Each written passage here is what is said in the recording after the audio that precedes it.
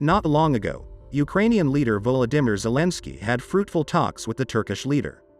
The two sides discussed the possible ways for a peaceful solution to the conflict in Ukraine. The head of Turkey has repeatedly stated that he is for peace talks. In addition, the Turkish government recently said it would not support sanctions against Russia, but they also do not intend to avoid them. "We agree that peace must be restored. We appreciate Turkey's help in this process," Zelensky wrote after the talks. During the talks, the presidents also discussed threats to food security arising from the Russian-Ukrainian conflict and ways to unblock Ukrainian ports.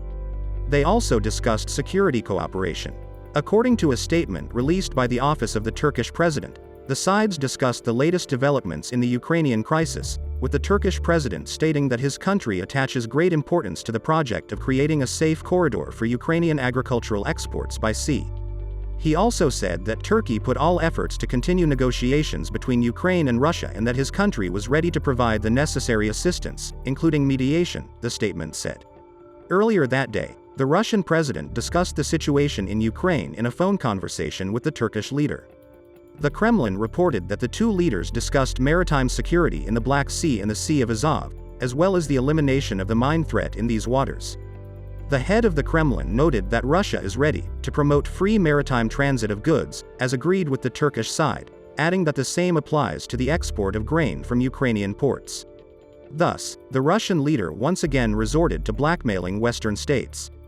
The Kremlin said that considering the current challenges in the global food market, Russia could export the necessary amount of fertilizers and agricultural products if Western sanctions were removed.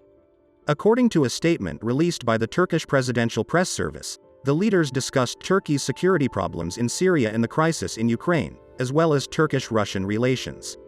With both the Kremlin head and Zelensky, the Turkish president stressed the need to quickly lay the groundwork for peace, and suggested holding a meeting with Russia, Ukraine, and the UN in Istanbul.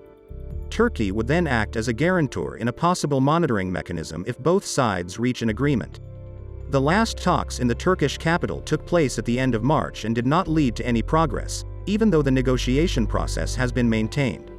In addition, Volodymyr Zelensky met with the head of the French Foreign Ministry to discuss support for Kyiv, according to the press service of the head of state.